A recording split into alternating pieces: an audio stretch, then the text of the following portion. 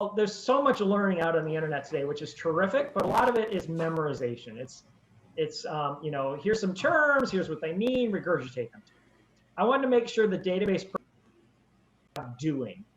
So there are 52 labs that are hands-on experience for the students across the 3 one-credit courses. So the first course is what is called an introduction to queries, or introduction to database queries. And in this course, they learn the syntax to interact with the database, to ask it questions, to insert new facts into the database, to modify facts, and to delete facts.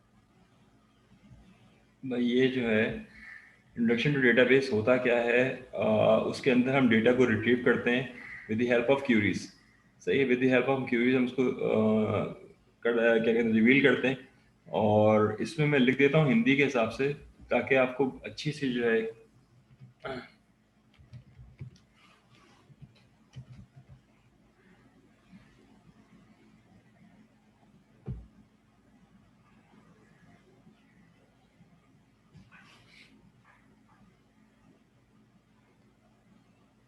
Always कपड़े के मुकाबले में रही अपनी जगह, ताकि आप move करें फ्रीली. सिर्फ 99 रुपए से शुरू.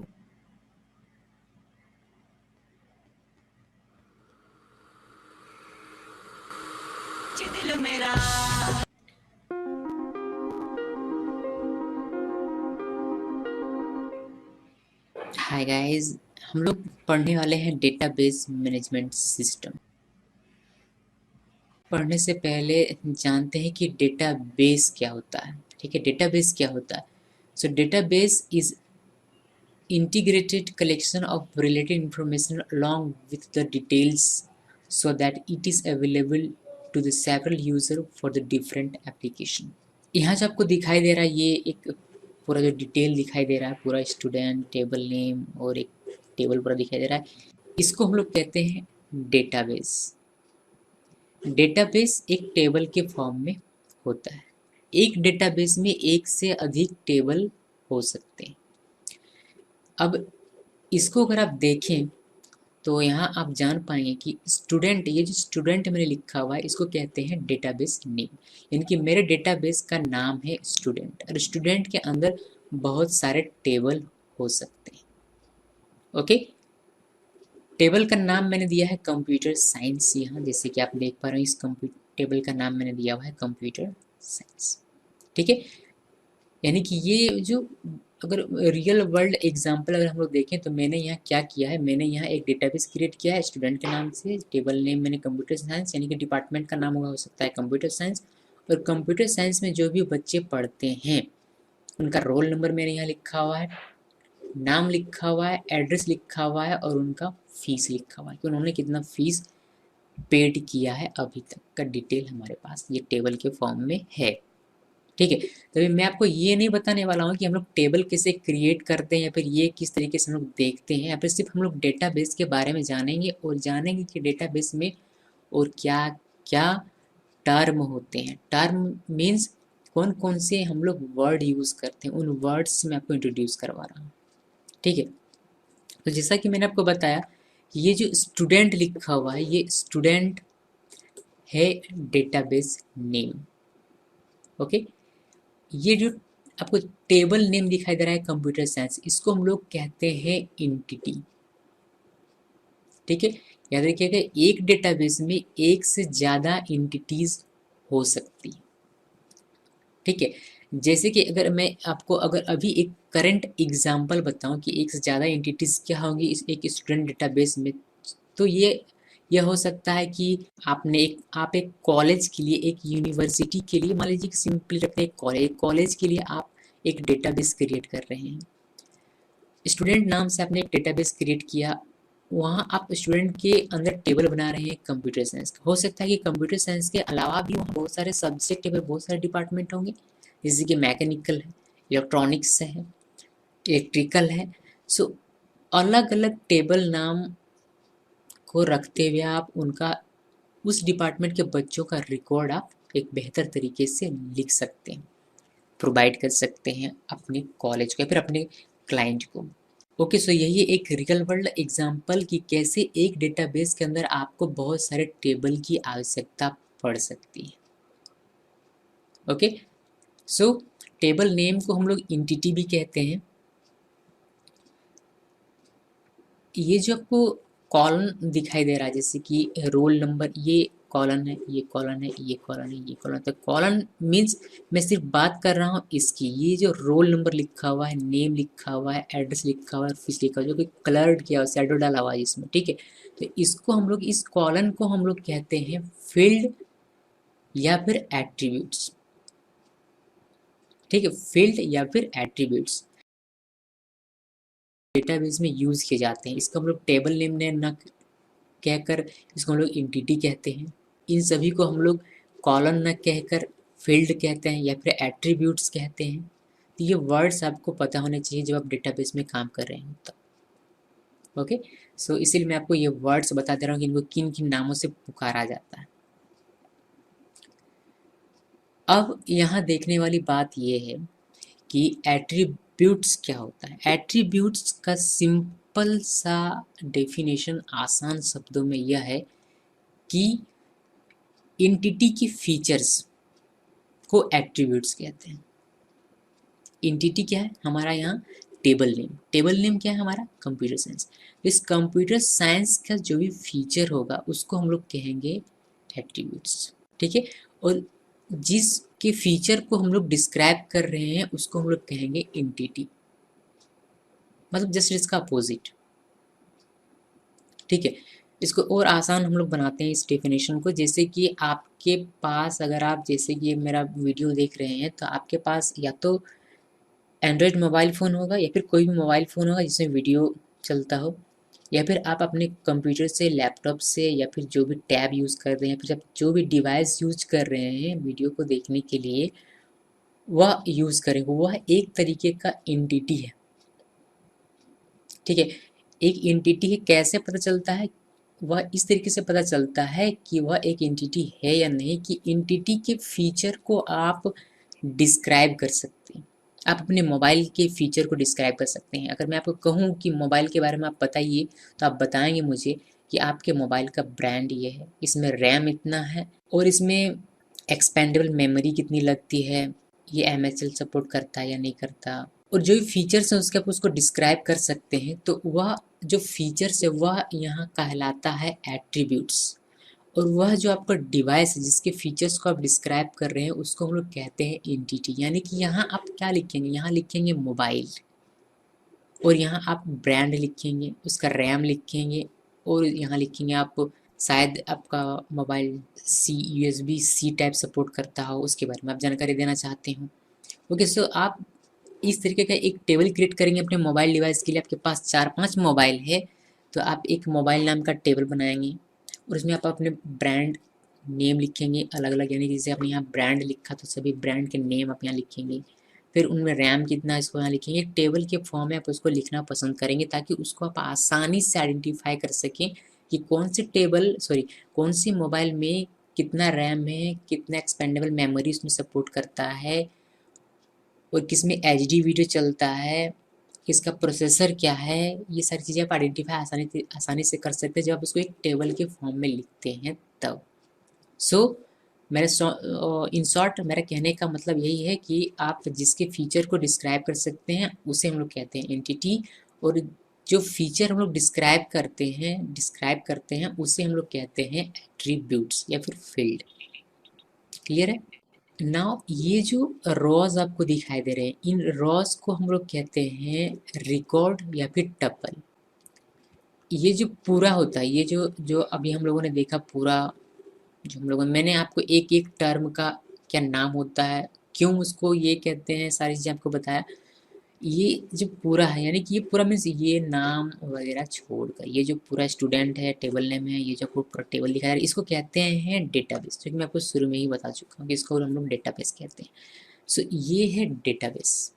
Database is an integrated collection of related information along with the details so that it is available to the several users for the different application। ठीक है, ये डेफिनेशन आई होप कि अब आपकी समझ में आ गया कि क्यों ये डेफिनेशन को इस तरीके से लिखा जाता है। ठीक है, क्योंकि ये हमें एक डेटाबेस हमें प्रोवाइड करता है इंफॉर्मेशन अबाउट पर्टिकुलर डिवाइस, और जो भी आप कह सकते हैं डिवाइस, तो एक्चुअली इसको नहीं बोलना चाहिए, बिकॉज डेटाबेस किसी भी चीज़ का क्रिएट किया जा सकता है। आपके हाथ में अगर आपके हाथ में अगर अभी रुमाल है तो उसका भी एक अपना आप डेटाबेस क्रिएट कर सकते हैं। ओके, सो ये था डेटाबेस का इंट्रोडक्शन। आई होप कि सभी को समझ में आया होगा कि डेटाबेस किसे कहते हैं, डेटाबेस क्या होता है। Thanks for watching this video.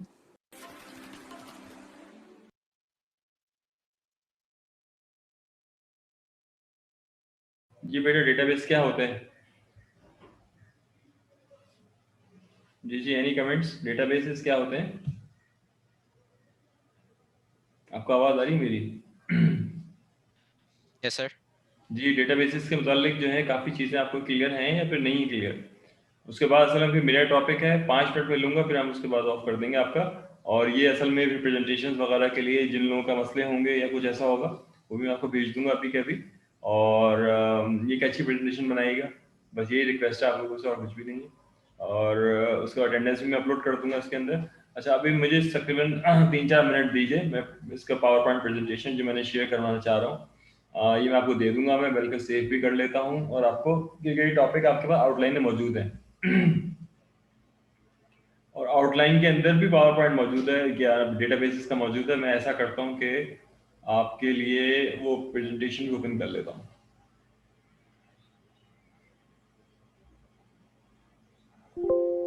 आपकी बुक की जो है वीडियो मौजूद है मेरे पास।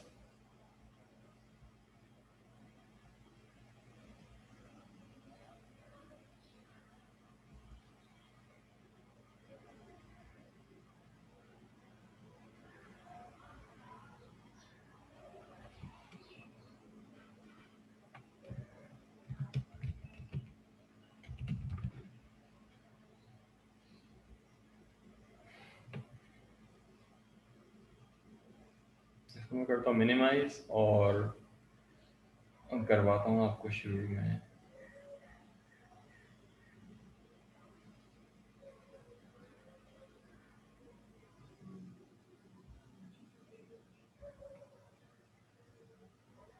ये डेटाबेस,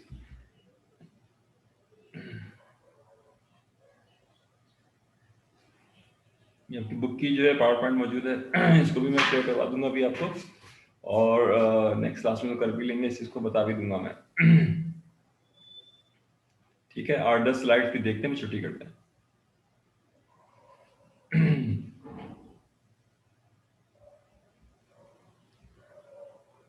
अच्छा बेटा, बिल्डिंग सॉल्यूशंस, डिस्कवरिंग कंप्यूटर्स, और डिफरेंशिएट अपॉन, हाँ, differentiate among the character field, record a data file, and describe validation techniques. Differentiate between file processing system and the database approach. Describe use of web database, type of database and big data. ये मैं points बताता हूँ आपको ये क्या होते हैं ये, उसके बाद हम करेंगे, और फिर then we will discuss function common to most databases management system, data dictionary, file retrieval and maintenance, data security, backup recovery, define system development, list in system development phases and identify the guideline for system development. देखिए first point जो है आपके पास, आपने जो भी video देखी उसमें आपको क्लियर हो गया है कि आपके पास एंटिटी क्या है, फील्ड क्या है, रिकॉर्ड क्या है, डेटा फाइल कैसे कहते हैं, डेटा फाइल के माने टेबल, वो होता क्या है, ये तमाम चीजें पता है। ये मैंने चीजें दिखा दी आपको। पॉइंट नंबर 2 आपके पास कह रहा है ये differentiate between file processing system and the database approach. तो ये इसको प्रोसेस कैसे करना है और डेटाबेस को आपने गेट कैसे करना है। तो आप ये देखिए कि जो वेबसाइट्स हैं आपके पास, उसके अंदर जब आप अपना नाम वगैरह एंट्री वगैरह कर रहे होते हैं, तो वो वेबसाइट जो है वो आपको इंटरफेस देता है। उस इंटरफेस के अंदर जो आप टाइप कर रहे होते हैं, नाम, अपना आईडी, अपना सेलफोन नंबर, अपना एड्रेस, अपना CNIC नंबर, वो बैक एंड के अंदर जो है वेबसाइट के थ्रू डेटाबेस में चला जाता है। सही है, और डेटाबेस के अंदर वो रिकॉर्ड सेव हो जाता है, और आप उसको एक्सेस कर सकते हैं। तो ये दूसरा पॉइंट आपको ये कह रहा है। दोबारा बताता हूँ, आपके पास एक वेबसाइट है, उस वेबसाइट के अंदर आपने कहा student information system. Student information system के अंदर क्या किया आपने, कुछ टाइप किया, अपना नाम लिखा, अपना रोल नंबर लिखा, अपनी आईडी लिखी, अपना CNIC नंबर लिखा, अपना एड्रेस लिखा, सही है, और आपने उसको सेव कर दिया। जब उसको आप सेव करेंगे वो तो वो जाएगा डेटाबेस के अंदर, वहां जाके एज रिकॉर्ड बन के सेव हो जाएगा उसमें। ठीक है, और अगर हमें वो रिकॉर्ड चाहिए होगा तो हम लिखेंगे कि हमें ये बंदे, इस नाम का बंदा है सर्च करना है, या ये CNIC सर्च करना है, या स्टूडेंट आईडी सर्च करनी है, और इसके बाद जो है आपको शो करवाएंगे इसको। ये पॉइंट नंबर 2 हो गया। इसमें फर्क जो है जमीन आसमान का फर्क है डेटाबेस में और उसकी प्रोसेसिंग में बहुत फर्क है। अच्छा, उसके बाद क्या है आपके पास, describe use of web databases, type of databases and big data. देखें बिग डेटा जो है हमारे पास क्या होता है कि इसके अंदर जो रिकॉर्ड्स है इसमें जो है 5 इसमें वेलोसिटी होती है, वेलोसिटी होती है, वर्सलिटी होती है। इसमें आपके पास, मैं आपको जब क्लाउड पढ़ाऊंगा तो बिग डेटा पढ़ा दूंगा आपको। तो क्लाउड के अंदर बिग डेटा आप देख लीजिएगा कि कितने बड़े साइज का डेटा होता है। इसमें टेरा डेटा के अंदर रिकॉर्ड मौजूद होते हैं। ये समझ लीजिए कि अगर पाकिस्तान का नादरा है तो नादरा जो है टेरा डेटा जो है वो डिवाइस है, एक टेरा डेटा जो है डेटाबेस है। इसके मतलब एक ह्यूज डेटाबेस है, उसके अंदर बहुत सारी इंफॉर्मेशन पड़ी हुई है और एक्यूरेट फॉर्म के अंदर पड़ी हुई है। तो वो बिग डेटा के अंदर जो है वो चीज़ें आ जाती हैं। अच्छा, उसके बाद क्या है, most database management system, data dictionary, file retrieval and management, data security. देखिए ये तमाम फंक्शनैलिटी आती है डीबीए की। इसको कहते हैं डीबीए। डीबीए होता है डेटाबेस एडमिनिस्ट्रेटर। डेटाबेस एडमिनिस्ट्रेटर का जो कोर्स है ओरेकल 11 12C है। ओरेकल 12C जो है आपके पास क्लाउड बेस्ड जो ओरेकल है उसके अंदर चीज़ें सारी की सारी आ रही होती हैं। और वो होता क्या है कि आप किस तरह से यूज़र बनाते हैं। यूजर के मतलब ये कि अगर आपने एक मैनेजर का यूजर बनाया है तो मैनेजर क्या क्या देख सकता है, टेबल बना सकता है, नहीं बना सकता, क्या रिट्रीव कर सकता है, नहीं कर सकता, सब इंफॉर्मेशन इसके थ्रू आ जाती है आपके पास। अच्छा, लास्ट आपके पास क्या है, ये तमाम चीजें जो है मैं आपको दिखा दूंगा, बढ़ा दूंगा मैं आपको इसके अंदर। Define system development, list in system development phase and identify the guideline for system development. इसमें हो क्या रहा है कि system development, list of system development phases, identify the guideline. ये टॉपिक डेटाबेस का टॉपिक नहीं है, ये आपके पास सॉफ्टवेयर इंजीनियरिंग का टॉपिक है जो उसने यहाँ में डाल दिया है। ठीक है। अच्छा, इसके अंदर हाँ, ये आप देखिए डेटाबेस, डेटा इंफॉर्मेशन। तो database collection of organize data, आपके पास डेटा, आपके पास टेक्स्ट, नंबर, इमेज, ऑडियो, 5 चीजें होती हैं। अगर डेटा पूछा जाए कि किसी वक्त आपसे कि डेटा कितने टाइप्स का होता है तो 5 टाइप का डेटा होता है, text, number, image, audio and video. अच्छा, अगर हम उसको डेटा को प्रोसेस कर दें तो ये बन जाता है आपको मीनिंगफुल डेटा, इसको इन्फॉर्मेशन कहते हैं। ऐसा मैंने आपको क्लस्टर्स में बताया था, मैंने आपको ये कहा था कि आपकी क्लास के अंदर कितने स्टूडेंट्स हैं जिनकी हाइट जो है वो बियॉन्ड 6 फुट है। सही है, तो आपके पास जितने जब 2-4 स्टूडेंट्स होंगे जिनकी हाइट जो बियॉन्ड 6 फुट, 6 फुट से ज्यादा बड़े हैं, लंबे हैं वो, तो अब आपके पास इंफॉर्मेशन आ गई कि ये वो लोग हैं जिनकी हाइट 6 फुट से ज्यादा है। Now it become an information. Databases के अंदर सेव कैसे हो रहा होता है, step 1, step 2, step 3, step 4, step 5। सही, प्रिंटिंग कैसे हो रही होती है, आपने डेटा, आपने क्या किया, ये नादरा का एक डेटाबेस है, इसमें आपने फोटो खींचा, फोटो खींचने के बाद ये फाइल के अंदर आ गया और आपने ये फॉर्म बन गया, डेटाबेस के अंदर सेव हो गया, कंप्यूटर के अंदर सेव हो गया। अब आपने क्या किया, प्रिंट करवाया माउस के थ्रू, और प्रिंट करवाने के बाद आपके पास ये चीज जो है एज एन आईडी आपके पास निकल आई इस बंदे की। ठीक है, ये हमारे पास क्या इंटरफेस है जिस सूरत में रिकॉर्ड सेव हो रहा है। ये हमारे पास क्या है, आपने ईमेल कर सकते हैं इस रिकॉर्ड को और इसका प्रिंट आउट निकाल सकते हैं। तो ये तमाम चीजें डेटाबेस और उसकी एप्लीकेशन के थ्रू बताई जा रही होती हैं। अच्छा, डेटाबेस क्या है हमारे पास, software is often called database management system, allow user to create a computer database, add, modify, delete and add database data, sort and retrieve database, create forms and report for the data। अच्छा बेटा, इसके अंदर देखें 1, 2 और ये 3 चीजें आती हैं, डीबीए के रोल में आती है, डेटाबेस एडमिनिस्ट्रेटर के रोल में आती हैं। अच्छा, ये हमारे पास क्या है, ये डेटाबेस डेवलपर के रोल में आती हैं। ये होता है डेटाबेस डेवलपर, ये फॉर्म बनाता है, रिपोर्ट्स बनाता है, तमाम चीजें बनाता है। ये 3 काम डीबीए के काम है, ये काम डीबीए का काम नहीं है। सही है, ये डेवलपर का काम है। तो ये 3 चीजें एक तरफ है और एक चीज एक तरफ है।